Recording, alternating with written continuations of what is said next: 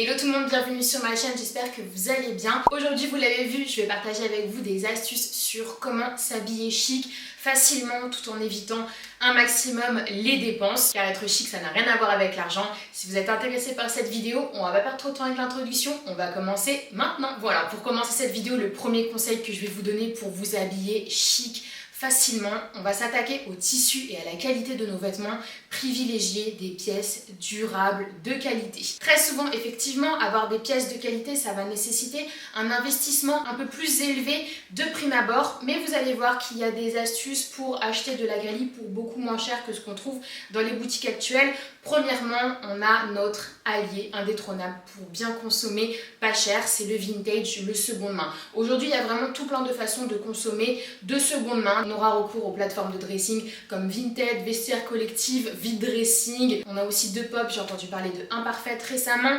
Tout plein de choses dont je vais vous mettre les liens en barre d'infos si ça vous intéresse. Faites des recherches soit par marque, des marques que vous connaissez être des marques qui produisent des vêtements de qualité. Je vais vous en afficher également en description pour vous aider, des marques chez lesquelles j'aime bien acheter de beaux produits qui sont durables. On sait que pour n'importe quel type de vêtements, on va privilégier des matières naturelles. Pour le t-shirt, on va se tourner vers un 100% coton. Pour les pulls, du 100% laine, du mérinos, voire du cachemire. Pour les pantalons, du coton ou de la laine froide aussi. Tout plein d'idées de recherche que je vais vous afficher en détail pour ne pas perdre trop de temps en vidéo. Voilà, en triant par matière, on sait qu'on obtiendra de jolis résultats.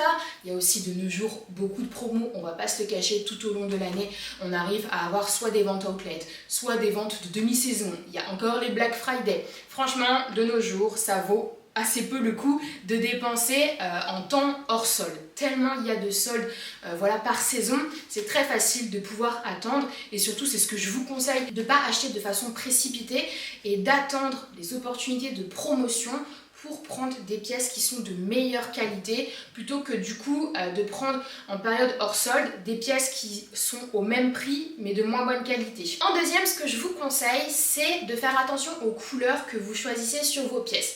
Alors, ça dépend. Si vous adorez les couleurs, évidemment, je ne vais pas vous dire de porter que du noir, du blanc ou du beige. Mais ce qui, je pense, est intéressant quand on cherche à avoir une garde-robe chic et intemporelle, qu'on peut vraiment réutiliser, recycler de plein de façons différentes, c'est d'avoir un certain pourcentage de pièces dans des couleurs neutres. On peut par exemple essayer d'avoir 80% de pièces de couleurs neutres et se laisser un 20% pour des pièces un petit peu plus exubérantes, que ce soit par la couleur, par la fantaisie, voilà, par la matière. Aussi, ça va vous permettre d'avoir quand même un dressing équilibré, d'avoir un matelas de pièces assez basiques et assez transversales où on va venir pouvoir composer un maximum de tenues. Parce que l'idée, si on mise sur des pièces qui sont de bonne qualité, on va essayer d'avoir des pièces qu'on va pouvoir porter un maximum. Si elles sont neutres, dans des couleurs plutôt simples, faciles à associer, ce sera plus facile de les porter au quotidien. Donc vos investissements seront meilleurs et vos tenues voilà, seront plus réussies. Si vous voulez que je partage avec vous quelques couleurs neutres qui pour moi fonctionnent toujours dans une garde-robe, évidemment on va avoir les noirs, on va avoir les blancs cassés crème, parce que le blanc peut être un petit peu casse-gueule. On va avoir les camels aussi, toutes ces déclinaisons de marron plus ou moins clair entre le marron et le beige. On va avoir des déclinaisons de bleu, du bleu foncé ou du bleu ciel pour la chemiserie, ça marche très bien aussi. Un petit peu plus coloré, on va avoir le bordeaux qui est très chic et qui est un espèce de faux neutre, je l'associe un petit peu au marron. Voilà, c'est une alternative au noir, c'est une couleur foncée, mais c'est une couleur qui change un petit peu de d'habitude, qui marche très bien avec du rose, voilà, d'autres couleurs un peu plus fortes. Et c'est comme ça, en créant un équilibre entre pièces plutôt sobres, passe-partout, et pièces fortes, on va réussir à avoir un beau dressing dont on va pouvoir tirer profit un maximum. En troisième, pour se créer ce dressing chic facilement, je vous conseille d'avoir à portée de main quelques pantalons classiques. Les pantalons classiques, c'est pas forcément des pantalons qui sont complètement démodés, qui manquent de modernité et qui vont un petit peu mémériser la silhouette. Pas du tout. Vous l'avez vu, aujourd'hui, il y a beaucoup de tendances de pantalons qui sont costumes, un petit peu empreints du dress code initialement masculin. On retrouve beaucoup de choses et selon moi, ce type de pantalon-là, j'ai envie de dire, peu importe la qualité, même si c'est mieux de les avoir dans des belles matières, la coupe fera beaucoup sur votre tenue très rapidement. On a un pantalon comme celui que je porte, qui est un pantalon un petit peu loose, avec des rayures tennis, qui pourrait complètement être un pantalon de travail. Je le porte avec la moindre maille, c'est toujours chic. Quand il fait un peu plus chaud, avec un t-shirt, ça fonctionne, avec une blouse. Et franchement, le pantalon fait tout, que ce soit à plat ou à talons. Donc c'est bien d'en avoir quelques-uns comme ça. Ça peut être des coupes larges, comme ça peut être des coupes carottes, des coupes 7-8. Je vais vous en afficher pendant que je parle et surtout, je vais vous afficher des idées de look. Et je trouve voilà, que c'est bien d'avoir ces pièces-là parce que si on n'est pas habitué à sortir un petit peu du look en jean, c'est bien de savoir qu'il y a des coupes qui fonctionnent très rapidement avec beaucoup de pièces en haut et qui vont avoir ce résultat très chic. Ce que je vous conseille, c'est d'aller faire des essayages sur différentes coupes, que ce soit des pantalons à pince, que ce soit des pantalons droits, que ce soit des pantalons plus ou moins longs aussi, et vous allez finir par trouver la coupe qui vous convient. Quand vous avez mis la main sur la coupe qui vous convient, il y a tout plein de déclinaisons qui s'offrent à vous: pantalon noir, pantalon beige, pantalon navy, gris, avec des carreaux ou avec des fines rayures. C'est vraiment un allié du dress code chic et on peut les porter de plein de façons différentes, même sans être dans le chic premier degré avec des baskets, ça fonctionne. Franchement, je parle en tant que convertie, donc je ne saurais que vous recommandez ce type de pièce là qui rend chic n'importe quelle tenue. En quatrième, et comme c'est dans les détails qu'on fait les plus belles tenues, c'est assez important de miser sur de jolis bijoux quand on cherche à avoir un rendu chic. Pour moi, pour avoir une tenue assez chic avec des bijoux, il vaut mieux miser sur un bon équilibre de pièces entre bijoux fins et bijoux un petit peu plus imposants. Sans doute que vous l'avez remarqué, j'ai toujours une chaînette avec un médaillon. J'ai au moins minimum un collier à chaque fois sur toutes mes tenues. Celui-là, de toute façon, je ne l'enlève jamais. Il est assez discret, mais le petit médaillon vient apporter une fantaisie et je trouve que tout de suite ça aboutit davantage mes tenues. Je le porte sur un simple t-shirt, je le porte avec un pull et je trouve que ça apporte une certaine luminosité, une petite touche voilà luxe entre grosses guillemets à n'importe quel look. Pareil avec les bagues, j'ai toujours au minimum cette petite bague avec une pierre que je vais vous montrer. Je peux également, quand je veux aboutir un petit peu plus le look, venir mettre une bague plus grosse, plus forte, en doré. On peut aussi venir miser sur quelques jolies boucles d'oreilles. Tout de suite ça habille plus un look, même si vous êtes avec un simple t-shirt et un jean. Je trouve que ça rend chic plus facilement sur n'importe quelle tenue. Donc voilà, ça c'est toujours de jolis détails.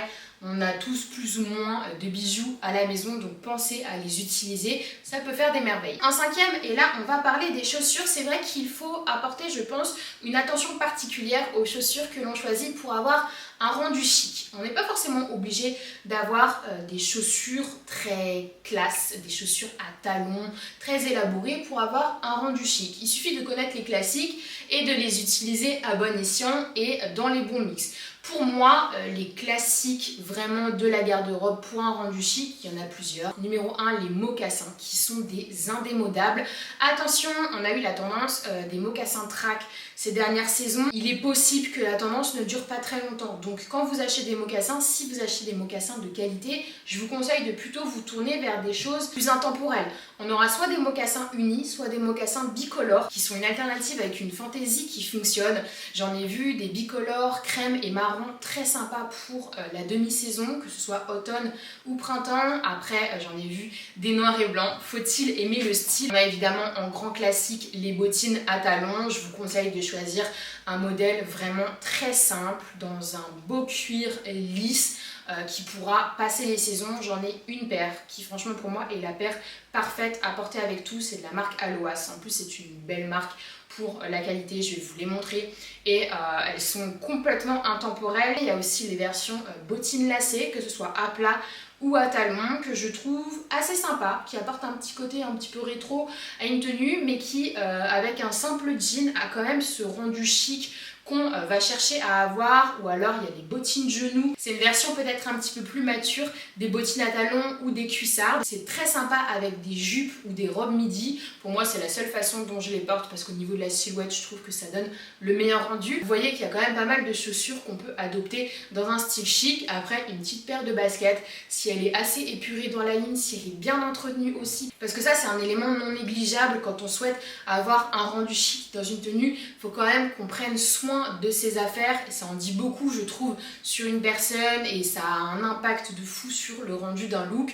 Voilà, toujours avoir des chaussures nickel. Ma grand-mère me l'a assez répété, donc la leçon est retenue. Et le simple fait d'avoir des chaussures bien entretenues, le simple fait d'avoir des vêtements repassés, bon, ça arrive que ça se défroisse en fonction des matières, mais c'est des petits tips qui ne coûtent rien et qui pourtant ont un vrai impact sur le rendu de vos looks, donc c'est toujours bien d'en reparler. Un cinquième, et c'est un petit peu un des points clés de cette vidéo pour avoir un style chic, c'est d'avoir les intemporels de ce dress code, voilà, vraiment classique, avec un joli rendu soigné. Dans l'idéal, pour avoir un dress code chic, il faudrait moins de pièces, mais de meilleure qualité. Et en même temps, je pense que ça peut s'appliquer à n'importe quel style. Qu'est-ce qu'on peut avoir si jamais vous êtes à la recherche, voilà, de renouvellement dans votre dressing, que vous cherchez à avoir de meilleures pièces de qualité? Numéro 1, un beau blazer. Ça prend du temps d'avoir la bonne coupe de blazer, d'avoir la bonne matière, de mettre la main sur un bon prix. Moi, j'ai un blazer qui vraiment sort du lot et que j'adore, et à chaque fois que je le présente, on me demande d'où il vient. C'est de la marque Mr K. C'est une marque française à taille humaine qui produit très bien ses pièces. Ça fonctionne avec de la précommande. La qualité est incroyable. Ça a son coût. Peut-être qu'on peut en retrouver en seconde main. Je vous le dis, de toute façon, la seconde main, c'est toujours une alternative pour avoir des pièces de qualité. Numéro 2, je pense qu'en termes de manteau, c'est bien d'avoir un manteau droit, sans fioriture, classique, dans un beau drap de laine qui durera, qui ne bouloche pas trop, qui tient convenablement chaud. Là, dans l'idée, je vous recommanderais de vous tourner vers un manteau droit noir. C'est vraiment la pièce classique qu'on va pouvoir réutiliser le plus dans un dress code. Donc s'il faut mettre un petit peu d'argent pour un manteau, je vous conseille un manteau droit de couleur noire. On aura aussi en pièce classique la fameuse chemise blanche. Pour ça, je recommande des marques comme Maison Standard qui sont pas mal sur les intemporels. Il y a également Figaret qui est spécialisé dans la chemise. Donc quand on cherche des pièces classiques, il vaut mieux se tourner vers les experts de ces pièces-là. Je suis sûre qu'il y en a beaucoup sur les plateformes de seconde main. Également, ce qui peut être intéressant d'avoir dans son dress code classique, c'est les cols roulés. Un col roulé, ça peut s'utiliser de plein de façons différentes, que ce soit tel quel dans une tenue sans ajout de pièces, ou alors que ce soit un layering avec des chemises, avec des blazers, manteaux, etc. J'ai déjà fait pas mal de vidéos sur le sujet. Avoir des cols roulés de bonne qualité, franchement, ça nous dure. On les ressort chaque année. Donc dans des coloris classiques tels que le noir, tels que le blanc ou le gris, moi je les porte tout le temps. Donc ça, franchement, je peux que recommander. Et enfin, en septième, mon dernier conseil pour avoir des rendus chics facilement sur ces looks, ça tient à la mise en beauté. Prêtez attention à sa mise en beauté, parce que la façon dont on va se coiffer, dont on va s'apprêter le matin, la façon dont on prend soin de soi tout simplement, ça va avoir un vrai impact et une importance incontestable sur le rendu de nos looks. Numéro 1, le plus important de tous, c'est vraiment sur la routine soin qu'on emploie, que ce soit pour les cheveux ou pour le teint, bien prendre soin de sa peau, bien s'hydrater de l'intérieur comme de l'extérieur. Mine de rien, ça paraît bête, mais ça a un impact au final et sur la façon dont vous vous sentez au quotidien et également sur l'image qu'on renvoie. Alors pour moi, le plus important de tout, c'est de se sentir bien soi-même et de se trouver belle avant de chercher à plaire aux autres. Mais tout ça, c'est un espèce de petit cercle et de toute façon, ça va l'un avec l'autre. La coiffure aussi peut avoir un impact terrible. Après, on n'est vraiment pas obligé d'avoir une coiffure élaborée, mais ne serait-ce que prendre soin de ses cheveux, je trouve que ça a ce certain impact. Donc franchement, prendre soin de soi au quotidien, au-delà des vêtements et de l'aspect un petit peu matériel que peut représenter le look, ça va contribuer aussi à avoir cet effet chic, cet effet classe qu'on peut rechercher et à dégager quelque chose de plus lumineux. J'ai d'ailleurs bientôt faire une vidéo sur ma routine soin et une vidéo aussi sur une routine make-up. Il y aura également des idées de coiffure si vous avez comme moi le carré court. Donc tout plein de choses qui pourront peut-être venir contribuer à alimenter ce dernier point que j'ai abordé avec vous et qui selon moi est quand même vraiment très important. Voilà tout le monde, j'en ai fini que cette vidéo, j'espère qu'elle vous a plu. N'hésitez pas à me faire un retour en commentaire sur les différents points que j'ai abordés avec vous. Si vous êtes nouveau ou nouvelle sur cette chaîne et que vous voulez suivre un petit peu les vidéos tendance, conseils, look, histoire de la mode qui est ici, n'hésitez pas à vous abonner. Et surtout, n'hésitez pas à vous abonner à mon Instagram, là où je poste au quotidien des photos de mes looks, des conseils, des sélections story, on échange un max en DM. Bref, rejoignez-moi. Voilà, je fais plein de gros bisous et je vous dis à la prochaine.